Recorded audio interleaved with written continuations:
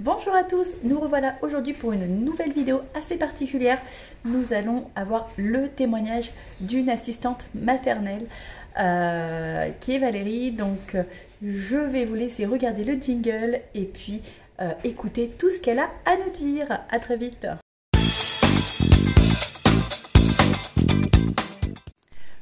Voilà, donc dans quelques instants, vous allez rencontrer Valérie. Vous avez pu regarder le jingle comme d'habitude, hein, on s'y fait, on adore.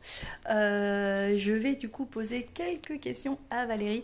J'ai décidé de faire cette petite vidéo tout simplement parce que je me disais que vous adoriez les témoignages réels et non pas ce qu'on voit sur internet, mais vraiment les témoignages réels des assistantes maternelles, de leur parcours, de leur vie au quotidien. Donc voilà, aujourd'hui je me retrouve avec Valérie et je vais lui poser plein de petites questions et elle va nous répondre à toutes celles-là si elle le souhaite bien. Coucou à tous, et ben voilà, je suis avec Valérie, mon amie, du coup assistante maternelle. Je vais la laisser se présenter sur qui elle est en tant que personne et en tant qu'assistante maternelle. Et puis on va lui poser quelques petites questions intimes. À tout de suite. Voilà Valérie, je te laisse te présenter à nos internautes. Bonjour à tous. Alors je suis Valérie, j'ai choisi de faire ce métier d'assistante maternelle en fait par reconversion professionnelle. C'était pas du tout mon domaine de base, j'étais dans le commerce. Je suis maman de 3 enfants qui sont plutôt encore en bas âge, 6 ans, 4 ans et 2 ans.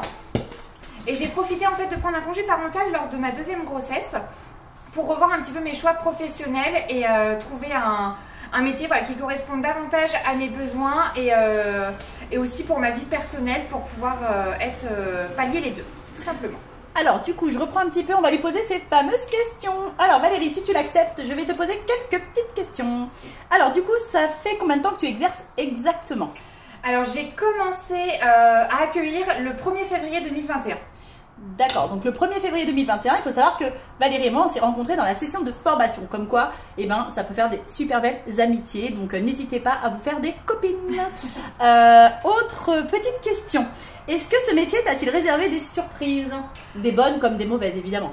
Je dirais pas vraiment des surprises, mais il y a des choses où c'est vrai que je ne m'attendais pas à cela, par exemple comme l'accompagnement. Une fois à la sortie de la formation, on se retrouve un peu seul avec des fois nos petites questions où on n'a personne pour nous répondre, ou alors vous appelez le RAM qui vous répond quelque chose, puis vous allez vers la PMI qui vous répond autre chose.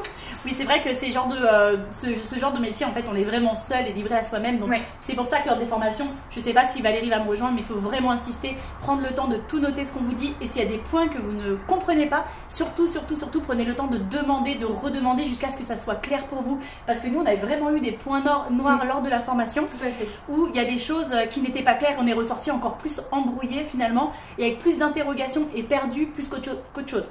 Donc vraiment, profitez de cette formation à 5000% pour que ça soit clair dans votre tête. C'est ça, parce que alors je rejoins Aurore là-dessus. Surtout en fait, ce qu'il faut vous dire, c'est que vous êtes assistante maternelle. Donc de base, vous avez des parents employeurs. Sauf que les parents employeurs, à 80%, c'est un premier enfant. Donc en fait, c'est eux l'employeur, mais ils ne savent pas. Ils savent rien faire en fait. Donc c'est vous, assistante maternelle, qui allez devoir les aider et les accompagner dans tout. Dans la réalisation du contrat. Enfin après, ils peuvent se tourner vers le RAM, bien sûr, si vous ne vous sentez pas à votre aise pour les aider, ils sont là aussi pour ça, le RAM. Mais les parents vont vous poser en priorité les questions à vous. Donc du coup, voilà un petit peu super pour ton recul par rapport à la formation au niveau des surprises. À ton avis, pour toi, quel serait l'avantage d'être assistante maternelle s'il devait y avoir un avantage et un inconvénient par exemple? L'avantage, en tout cas pour moi personnellement, a été de travailler à la maison. Alors attention, on y reviendra je pense tout à l'heure sur le travail à la maison. Excusez-moi, sur le travail à la maison.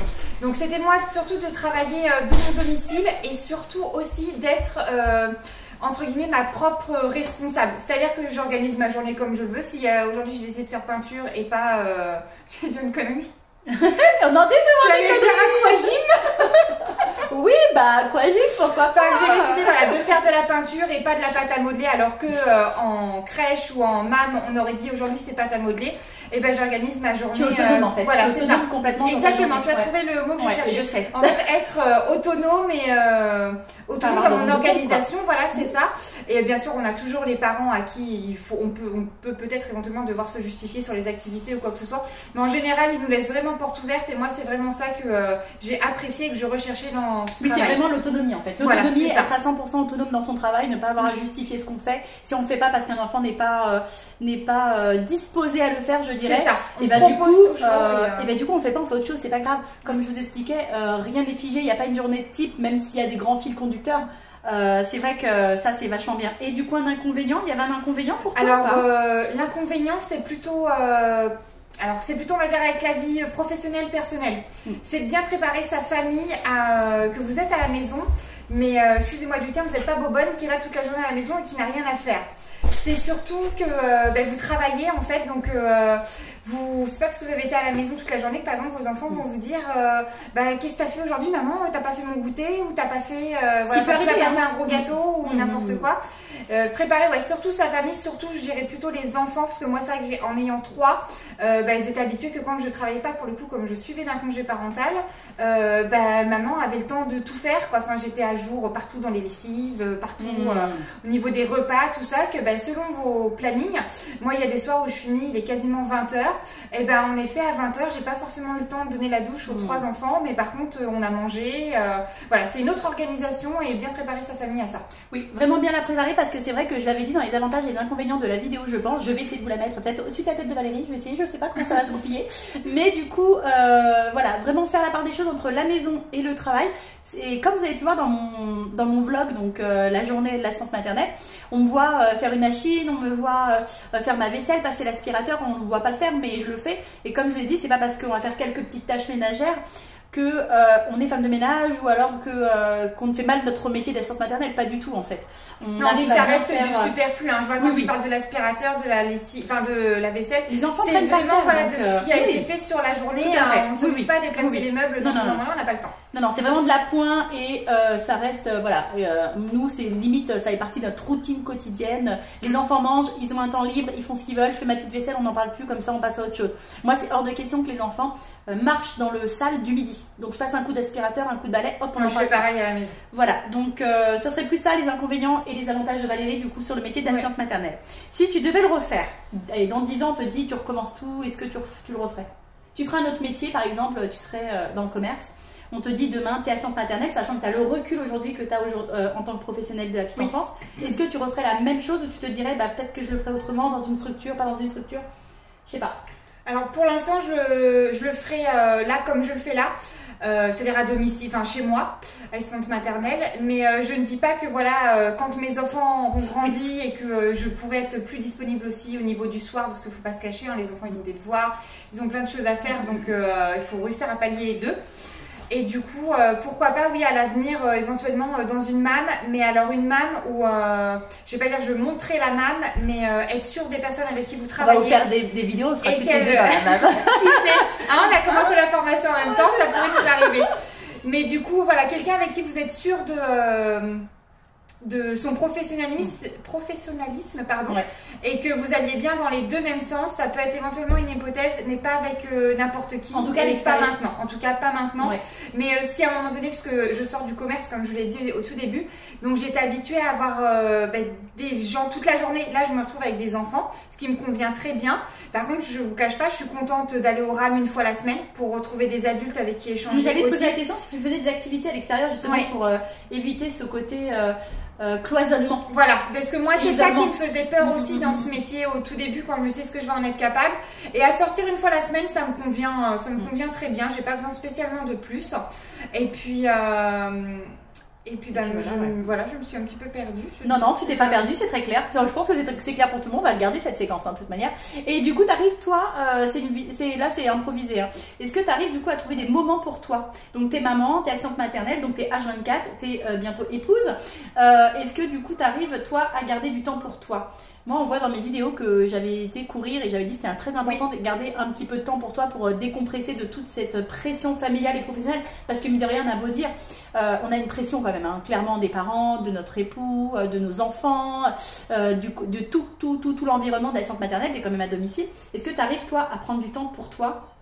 Alors juste pour moi, je vais pas vous cacher, c'est assez compliqué étant maman de 3 enfants et en plus mon conjoint n'est pas là la semaine. Il est en déplacement toute la semaine, donc c'est vraiment, on va dire, la maison repose sur moi la semaine. Heureusement, il rentre le week-end pour me soulager un petit peu quand même avec cette tribu. Mais du coup, c'est vrai que le week-end, en fait, on veut être ensemble. On profite en famille parce qu'on ne se voit pas forcément beaucoup la semaine. Donc, rares sont les moments, on va dire, pour moi. Mais heureusement, j'ai ma copine Aurore, avec qui, pendant nos pauses sieste des enfants de 13h30 à 15h, on arrive à papoter. Voilà, on se fait des petits vocaux pour se raconter nos journées. Quand on a des moments difficiles avec les enfants, on se donne conseil l'une et l'autre. C'est ça. Qu'est-ce qu'il y a, mon chat? Tu veux maman? Oui, maman. Bon, bah, de toute façon, les enfants, ils sont toujours là. Donc, du coup, en gros, vous voyez, Valérie, elle est un peu comme tout le monde. Hein, elle est un peu maman à 1000%, hein, de toute manière. C'est ça, à 100%. Oui, à 100%. Donc, beaucoup, je pense, de personnes abonnées seront se projeter et se voir en elle parce que, bon, on a beaucoup de mamans hein, sur le site. Tu peux fermer la porte? Tu peux fermer la porte? Ou pas. Tu goûtes plus l'enfant? Du sucre, mais il n'y a pas de sucre. Va demander à Nathan sinon, peut-être qu'il en a du sucre. Du coup, tic. Je cherche les questions à lui poser. Du coup, alors on a fait une petite pause enfant, hein, de toute façon on est obligé. Hein. Il y a des fois on est obligé. Vous voyez, ça s'arrête jamais en fait. Du coup, je voulais savoir, beaucoup de personnes se demandent si assistante maternelle, on peut s'en sortir financièrement. Du coup, moi, comme je disais, tout dépend des contrats qu'on a. Oui. On peut avoir des gros contrats et gagner mais vraiment très bien sa vie, comme avoir des petits contrats et gagner moins bien sa vie. Du coup, qu'est-ce que tu en penses? Est-ce que tu rejoins un petit peu ce que je dis? Est-ce que voilà, qu'est-ce qu'une assistante maternelle du coup, en tout cas toi dans ta vision et dans ton métier, comment ça se situe en fait? Alors moi c'est vrai que c'était aussi un peu ma crainte quand je me suis lancée parce que forcément assistante maternelle, vous avez des contrats à peu près pour 3 ans en général et après ben voilà, vous pouvez vous retrouver un moment avec un trou donc ça peut faire peur un peu financièrement et puis d'une année à l'autre vous n'allez pas retrouver forcément les mêmes contrats au niveau des heures, c'est pas toujours évident. Moi je vois en plus je suis on va dire à l'opposé d'Aurore qui a je vais pas dire peu de contrats, mais voilà, qui a tout pile. Voilà, j'ai mes 4 contrats, mais c'est des gros contrats. C'est ça, et là des gros contrats. Que moi, du coup, j'ai au total, alors je compte les naissances qui sont arrivées, j'ai au total 6 contrats pour 3 agréments, en fait. Parce que j'ai que du petit contrat en dessous à 30 heures, ou gros maximum 30 heures. C'est-à-dire que moi, j'ai des enfants qui vont faire du lundi au mercredi midi, donc quand je dis midi, c'est 13 heures, et après, je les revois pas. Et du coup, j'avais des trous des fois sur la fin de semaine, voilà, mercredi après-midi, jeudi, vendredi. Et donc, j'ai fait ma première année, pas ma première année exactement, j'ai fait de février à juillet comme ça, avec un contrat où je travaillais que du lundi au mercredi midi. Après, j'ai eu l'occasion d'avoir un petit bébé qui est arrivé. Et là, c'est mon plus gros contrat, c'est mon 30 heures. Et après, je complète qu'avec des petits contrats. Pour dire, j'ai même des contrats où c'est 6 heures par semaine. Ouais, c'est pas grand-chose. C'est 3 fois rien, mais bon, 6 heures par semaine. Et ben malgré tout, ça vous fait plus d'une centaine d'euros à la fin du mois, tous les mois. Donc c'est pas négligeable. Voilà, faut pas les négliger quand même ces petits contrats-là. Oui. Sachez-le. Et puis après, je vais pas vous cacher, les parents, moi quand je fais les entretiens pour ces petits contrats-là, et ben je leur dis que mon taux horaire est plus élevé qu'un contrat à 30 heures. Parce que forcément, il faut quand même qu'il y ait un intéressement pour moi aussi financier. Parce que des fois, c'est des contrats que les gens justement ont du mal à trouver parce que c'est des horaires compliqués. Moi, je vois notamment le contrat là que j'ai en 6 heures semaine. Ben, c'est un contrat où je commence tard, mais je finis à 20h le soir. Et toutes les assistantes maternelles finiront pas à 20h le soir. Non, et puis on a des amplitudes à respecter également. Mais c'est vrai que souvent, vous avez des contrats, par exemple, je vous avais expliqué, on voit pas très bien Valérie. Non, je suis là. Je vous avais expliqué sur certaines vidéos qu'on pouvait aussi également faire. Comment on pouvait faire je regarde juste un truc, ok, bizarre, ça fait 2 cm.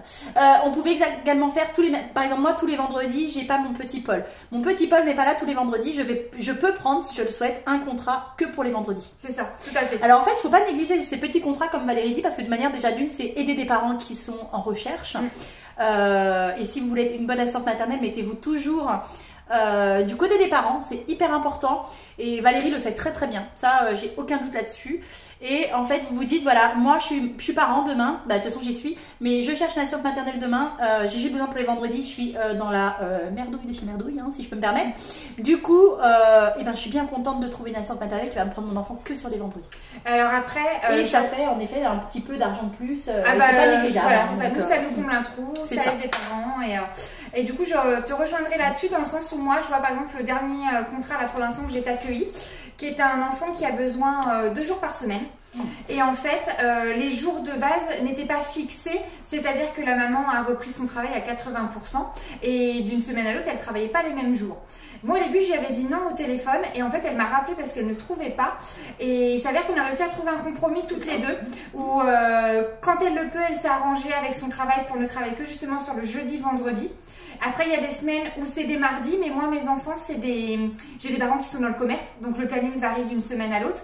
Et il y a des mardis où depuis septembre, j'ai réussi à prendre ce petit garçon parce que bah, j'avais justement un trou sur ces semaines-là, donc la maman était contente. Même si je peux pas la dépanner forcément tous les mardis quand elle a besoin, mais ça reste pas tous les mardis. Je vois, depuis septembre, ça m'est arrivé seulement 2 fois de lui dire non, que je n'avais pas la place pour son enfant, alors que ça collait pas forcément, on va dire, sur le papier, mais au final, dans le réel, quand on regarde les plannings variables, et ben ça peut coller. C'est juste être clair avec le parent et lui dire, moi sûr, je peux vous garder jeudi, vendredi. Et de temps en temps, peut-être que je pourrais faire un accueil exceptionnel si j'ai une place qui se libère. Et il y a des parents qui sont très contents parce que vraiment, ils ne trouvent pas pour les petits contrats et qui s'adaptent à vous en fait. Ouais. Et puis, ça, quand on reparle du salaire, du coup, ça complète vraiment. Et là, c'est vrai qu'au niveau... je perds le contrôle. Et du coup, c'est vrai qu'une assistante maternelle, on revient sur la question, et ben, peut très bien gagner sa vie parce que même si elle a 10 contrats, je dis des bêtises, hein, mais vous pouvez avoir 10 contrats pour un agrément de 4 enfants. Sachant qu'un agrément, c'est toujours un seul agrément. Hein. Pour 4 accueillis, tant que les accueillis, si par exemple, je compte en chaises, moi je parle toujours en chaises, vous avez 4 chaises, donc un agrément de 4 chaises, si le vendredi la chaise est libre, vous la donnez à quelqu'un, c'est pas parce que le vendredi il est pas là que la place elle lui est réservée à lui, pas du tout, vous comblez ce trou, mais vraiment c'est important, parce que sinon vous n'allez pas vous en sortir en fait. Les parents professeurs, ils sont pas là pendant toutes les vacances scolaires, mais comblez votre trou, vous prenez les vacances scolaires, il y en a plein qui recherchent pour les dépannages d'ASMAT. Donc ça vous fait tout de suite 200 à 300 euros de plus. Il faut vraiment pas négliger si vous voulez vraiment bien gagner votre vie. Soit vous avez 2 gros contrats. Moi j'ai de la chance d'avoir vraiment des gros contrats et du coup je ne me plains pas. Maintenant, je les aurai pas toute ma vie. Et ça se trouve, je vais me trouver avec des petits contrats. Il faut savoir qu'après, si vous avez beaucoup d'appels, vous pouvez vous dire, par exemple, moi c'est ce que je fais, je ne prends pas en dessous de 40 heures semaine. Parce que j'ai plein d'appels sur des gros contrats. Donc c'est à vous de vous positionner en tant que professionnel de la petite enfance et dans ce cas-là de voir qu'est-ce que vous avez besoin réellement pour vivre. Si quelqu'un a un mari qui gagne super bien sa vie et c'est juste un petit complément comme ça pour s'occuper, allez-y, prenez des petits contrats, au contraire vous êtes tranquille la semaine. Mais en effet, si vous avez vraiment besoin de travailler, que vous avez devant vous des gros contrats, prenez. Si vous avez dans une zone géographique un peu comme Valérie, un peu plus dans la campagne, et que vous avez des petits contrats, bah, prenez les petits contrats, on s'en fiche, on est là pour bosser de toute manière. Donc voilà, faites votre boulot clairement avec les parents, comme Valérie a pu le dire, je pense que c'est très important d'être transparent avec eux, et ils vont vous dire merci parce que vous êtes là pour les dépanner. Donc au niveau du salaire, voilà, je pense qu'on peut en effet bien gagner sa vie comme pas. Oui, parce qu'au final, tu as retrouvé 3 contrats, 4 contrats. 3 parce que Jules m'en prend un. Oui, voilà, actuellement. 3 contrats. 3 contrats. Oui, et puis je dois être dans une fourchette entre 1005 1009. Et j'en ai 6, du coup au total, parce que comme je leur disais, j'ai des petits contrats, et ben on se retrouve au final à la même fourchette de salaire à la fin du mois. Donc tu vois, donc, ça ne veut rien dire. Ça ne veut rien dire, donc si vous avez un agrément pour 2, ça peut être un agrément que pour 2 avec votre enfant, oui ça vous fait un seul agrément, mais moi j'ai eu 800 € pendant de février à septembre. Puisque j'ai eu ma petite là de février à septembre, parce que mon Jules prenait une place, le plus relou. Il prenait une place, donc du coup voilà. Il n'y a pas de règle pour gagner sa vie en tant qu'assistante maternelle, il faut juste choisir les contrats qui vous correspondent, avec les horaires qui vous correspondent, c'est très important parce que la charge mentale est très importante. Et après ça roule, hein, de toute manière, je vois pas... voilà, et en effet, si vous pensez que vous n'avez pas gagné votre vie, ne le faites pas, parce que vous avez des factures à payer, on est des assistantes maternelles pour dépanner les parents, mais on est aussi des mamans qui ont des factures à la fin du mois, donc il faut que vous vous y retrouviez d'une manière ou d'une autre. Mais pas prendre peur comme avec le côté financier, parce que oui, les démarrages sont durs, vous oui, sortez de la formation, vous n'avez pas 4 agréments tout de suite. Non. Le démarrage est dur, mais j'ai envie de vous dire qu'une fois que vous êtes lancé, moi je vois par exemple, j'ai commencé comme toi en février, on a des enfants non plus qui vont à l'école, et je sais pas toi, mais moi là j'ai 2 contrats sur mes 6 qui sont des mamans que j'ai rencontrées à l'école. Ouais, ça revient à la vidéo que j'ai fait juste avant. C'est dur de se lancer, mais après le bouche à oreille, et même là je rejoins aussi le bouche à oreille, parce que mon petit bébé qui est arrivé, enfin mon petit bébé, mon petit accueilli de juillet, du coup qui a complété mon autre place, et ben sa petite voisine a accouché, et ben elle m'a donné en nom. Bah oui, elle ne trouvait pas non plus, elle s'est arrangée avec mamie pour le jour où je pouvais pas, et on a trouvé toutes les deux un accord. C'est très important pour être satisfaite. Donc voilà, le bouche à oreille, les gens que vous allez voir à l'école, ils vont vous voir avec une poussette, tout ça, donc s'ils ont besoin, ils vont venir à vous, c'est ça exactement. Donc c'est surtout le démarrage, je dirais, les premiers contrats qui sont plus durs à trouver, et après le travail se fait limite tout seul. Sachant que je crois que tu avais parlé du site Nounou au Top. Ouais, Nounou Top, ouais. Et dessus, les parents peuvent vous laisser, même s'ils ne sont pas passés par là pour vous trouver, vous laissez un petit commentaire sur votre profil. Oui, moi j'ai des mamans qui l'ont fait, et comme ça, au moins quand les parents recherchent, ils voient quand même les petits commentaires, et même après, par la suite, si voilà, ils sont satisfaits de ce que vous avez fait pour Noël, des créations, quoi, ils peuvent continuer eux à agrémenter avec leur avis d'internaute dessus. Donc c'est chouette. Donc si tu avais du coup un avis pas un avis, mais un conseil à donner à toutes ces personnes qui souhaitent, attention, toutes les personnes qui souhaitent devenir assistante maternelle, tu leur dirais quoi? Juste un conseil. Elles souhaitent le faire, elles hésitent, elles savent pas trop si elles doivent le faire, le logement n'est pas forcément peut-être adapté. Qu'est-ce que tu leur dirais à ces personnes-là? Alors moi je dirais, comme on a pu le voir, je pense que tu es d'accord avec moi au moment de la formation, d'être sûr de vos motivations, de ne pas faire marche arrière après, et de bien savoir pourquoi vous voulez faire ce métier. La mauvaise raison serait pour rester chez vous et vous occuper de vos enfants. Parce que clairement... Même si c'est quand même 1% de... Moi, je veux dire, tu me demandes pourquoi je suis assistante maternelle, parce que je veux aussi prendre du temps de voir grandir mes enfants, prendre du temps pour être présente. Oui, mais à domicile au jour d'aujourd'hui. Parce que ils ont l'âge pour ça. Oui, tout à mais fait. c'est pas pour ça que tu fais ce métier-là. Non. C'est pas ma raison principale, mais c'est quand même une raison. Moi, oui, mais pas dans le sens où tu le fais pour ça. Il faut savoir que par exemple pendant les vacances scolaires ou les mercredis, forcément on continue à accueillir, on n'est pas en vacances autant de semaines que nos enfants. Tout à fait. Eh bien, ils vont pouvoir des fois vous demander des choses que vous pouvez faire avec eux, mais que vous pouvez pas faire avec des tout petits. Je vois l'exemple de ma fille de 6 ans qui fait des choses avec des petits sequins, des petits clous. Eh ben, je peux pas le faire quand j'accueille, c'est pas possible, c'est des choses trop dangereuses. Donc au moment de la sieste, oui. Et sinon, elle le fait toute seule dans sa chambre, parce que c'est des choses où il faut qu'ils se disent que malheureusement, il y a des plus petits que soi. C'est comme certains jeux, ils peuvent pas les sortir de nos enfants pendant le moment d'accueil, parce que moi, je ne suis pas comme Aurore. J'ai pas une salle de jeu, un espace d'accueil pour mes enfants. Et d'ailleurs, tu l'avais mis dans une de tes questions, qu'est-ce que pour être au top de la salle maternelle? Eh bien, moi, c'est ça. C'est ma pièce de vie pour les enfants, parce que moi, j'accueille dans mon salon. Je me permets d'arriver parce qu'elle est en train de manger, c'est ma dernière question. Donc, Valérie, ton conseil, on a bien compris, c'est d'être hyper sûre de ses motivations. C'est ça. De ne pas faire marche arrière au dernier moment, parce qu'après, ça va vous avoir impliqué plein de temps et plein d'énergie pour finalement rien. D'être sûre de vos motivations, de ne pas glander à la maison et de garder ses enfants, on a bien compris ton message. Par contre, du coup, cette question arrive, parce qu'elle allait me la manger. Du coup, qu'est-ce qui te manque aujourd'hui pour être au top du top des assistantes maternelles? Qu'est-ce qui te manque, je sais pas, matériel? Matériel, j'ai envie de vous dire que quand vous êtes passionné, vous avez toujours envie d'acheter. On n'arrête pas de se monter la tête là-dessus, c'est une catastrophe. Mais c'est pour ça, si un jour on vient à monter notre MAM, c'est bien parce qu'on fait chacune notre expérience de notre côté, et peut-être qu'un jour on montera notre MAM à mi-chemin. On habite à 25 minutes de l'autre. On a vraiment de la chance, c'est qu'on est vraiment hyper mi-chemin. Et du coup... le matériel, j'ai envie de vous dire, si vous êtes vraiment passionné, même si vos enfants ont grandi et que vous dites mes enfants joueront pas à ça, franchement au bout d'un moment vous vous en foutez. Moi j'ai découvert par toi, du coup je vois le site Wesco, tout ça, des sites j'adore, que je ne connaissais pas du tout et qui sont du... Et elle commande plus que moi maintenant. J'ai acheté un tapis sur Wesco, franchement super, je ne connaissais pas, jamais j'aurais acheté ça. J'aurais acheté un tapis à 30 € sur Amazon qu'elle m'a justement déconseillé parce que ça valait pas le coup de l'acheter, et je suis hyper satisfaite de mon tapis Wesco, où ça m'a sollicité un investissement. Il est génial. Mais dans le temps, et puis je l'ai pas encore, mais je travaille dessus.